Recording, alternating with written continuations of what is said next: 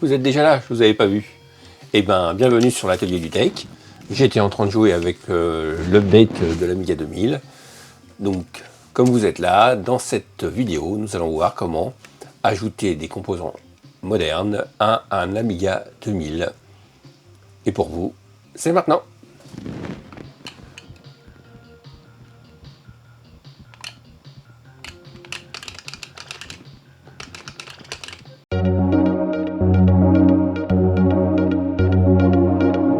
Alors, pour l'update de l'Amiga, j'ai imprimé ça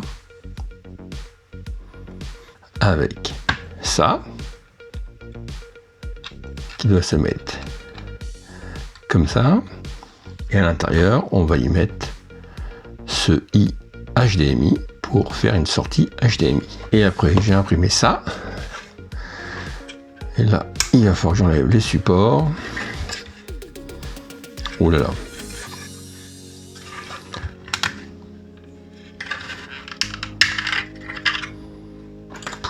nickel. Hop là. Donc ici, on met le petit i. Ça rentre en force. Hein. Voilà. Superbe. Je le réimprimerai en beige un peu plus tard.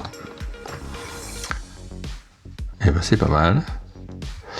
Là après on met un horizon, mais pour l'instant je vais le laisser comme ça.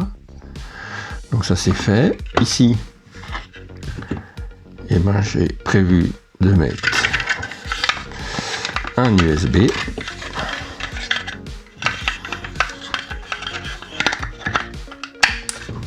Voilà, ça c'est nickel. Franchement, rien à dire. Et là j'ai prévu de mettre une rallonge de lecteur de mini SD card.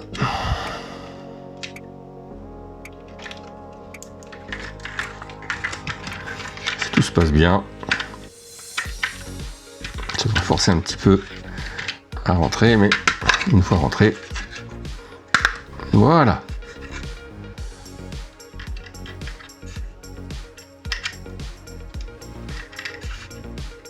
Ça fait ça. Et ça va aller en façade de l'Amiga 2000. Allez, hop.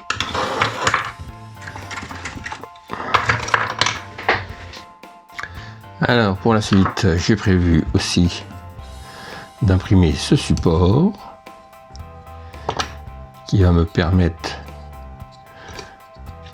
de faire un support un peu plus gros pour le Raspberry et que ça tienne un peu mieux une fois inséré. Donc on va mettre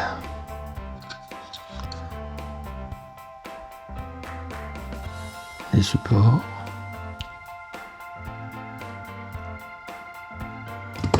Voilà.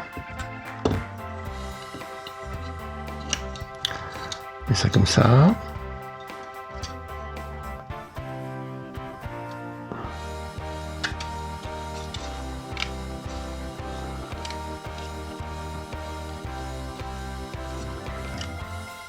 Hop.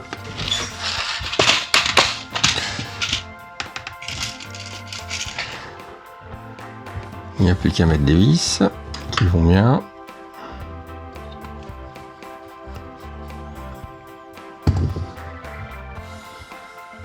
Et bien ça c'est pas mal. Voilà un Twistorm avec un Raspberry et un adaptateur pour Amiga 2000. Donc ça c'est cool. Donc il n'y a plus qu'à installer tout ça dans l'Amiga 2000.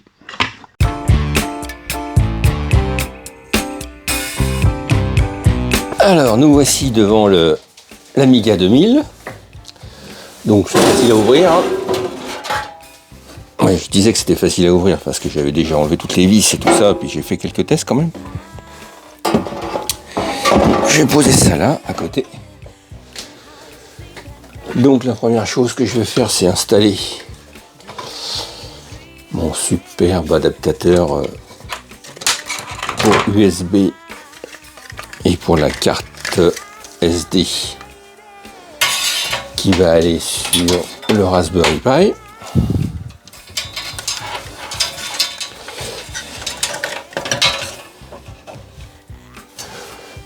Donc ça va aller comme ça. Alors,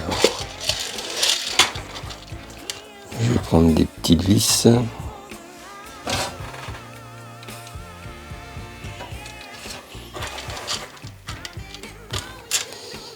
Ou des plus grosses vis. Je ne sais pas. Faut que je trouve des vis. Je vais pas regarder.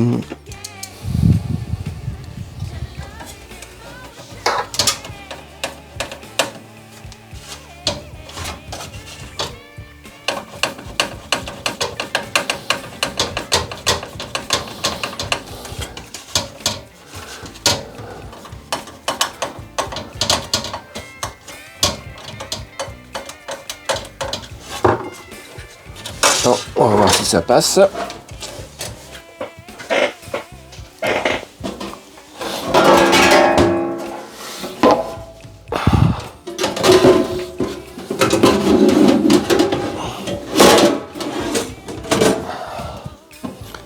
Et ben c'est pas mal.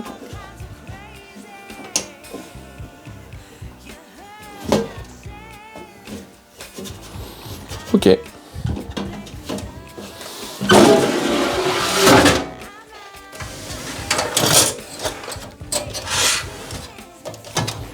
On va installer le Raspberry avec le petit support. Voilà, comme ça il bougera pas trop. Ça c'est cool. Je vais installer l'USB. Voilà. Je pense que je vais l'attacher comme ça après. On doit avoir la rallonge pour l'adaptateur de MIDI. Hop.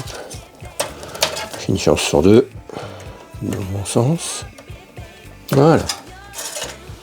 Comme ça, j'ai accès par devant. Et ça, c'est plutôt cool.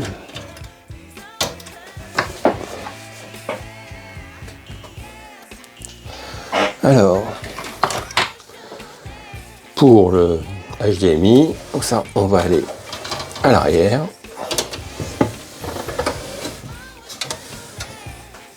Et hop, ça va se positionner là. Bon, je le réimprimerai en beige plus tard. Voilà, tac. Et il n'y a plus qu'à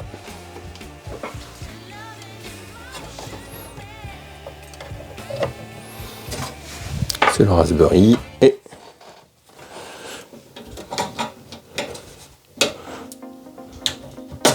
ici.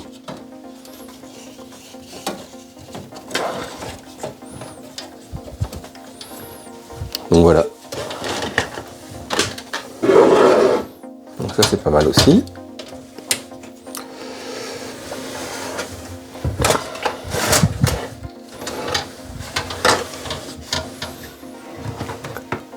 On va changer le jumper J300 en 2 et 3 pour le V-Sync et non pas pour le TIC qui vient de l'alimentation, vu que ça a été retiré. Donc ça c'est fait. Et la dernière chose à installer, et là à réinstaller, c'est l'alimentation.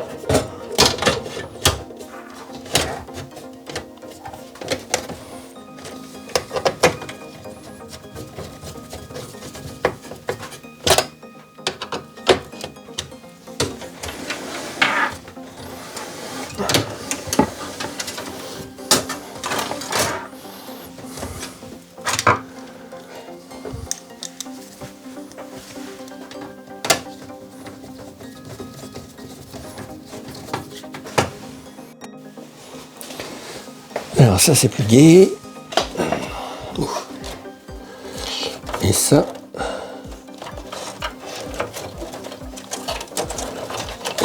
ça va là.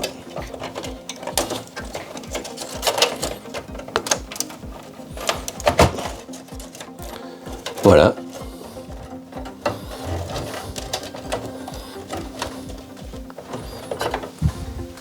Donc maintenant on va l'allumer pour voir si rien ne crame.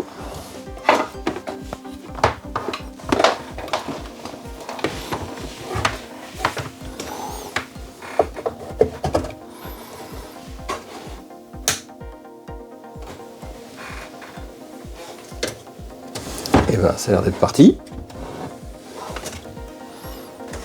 Bah ça c'est cool. On va vérifier les tensions. Ah mais quand même.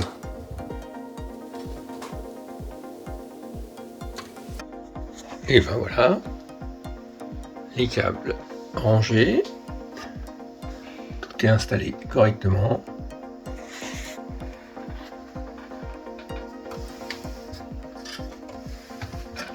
Donc ça c'est cool. Donc je referme. Et on rallume la machine. Ça a remonté.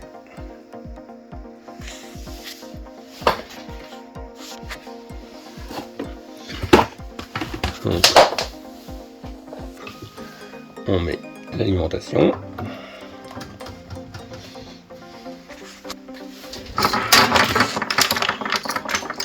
Et surtout, voilà, je fais tout tomber, normal. On met le HDMI sur un ordinateur de 84 quand même.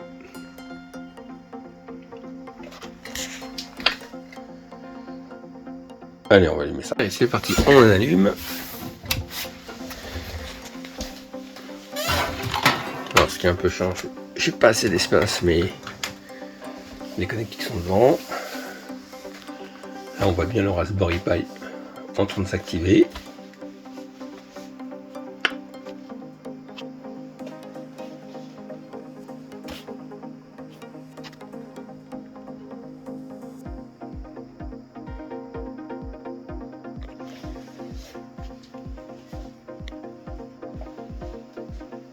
Et voilà, le bureau en 1280 par 720 en 60 Hz de l'Amiga 2000. Ça fonctionne parfaitement. L'intérêt, c'est que j'ai surtout accès au système maintenant par l'avant. Je suis plus obligé de démonter à chaque fois le capot pour refaire le système si j'en ai besoin ou modifier des choses sur la carte SD. J'ai un accès aussi à l'USB et ça c'est cool parce que si j'ai besoin de taper des choses sur le Raspberry direct, je mets un clavier PC ici et c'est plus facile. Et le HDMI qui fonctionne parfaitement.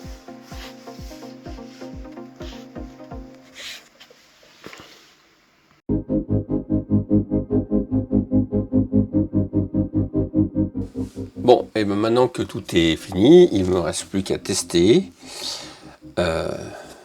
ceci.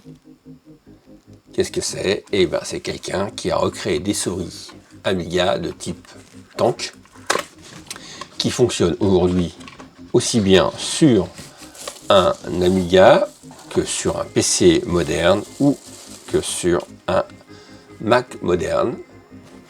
Je trouve ça génial. Le mec il a tout recréé et ça marche en Wi-Fi ou en Bluetooth. Et on a la petite clé Wi-Fi que nous mettons parce qu'il vend en plus un adaptateur pour aller sur...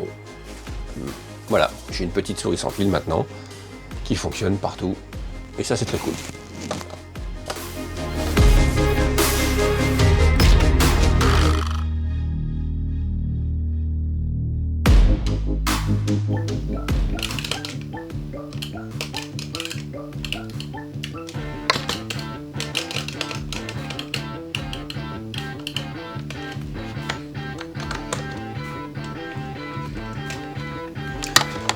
Et ben voilà, c'est fini pour cette vidéo.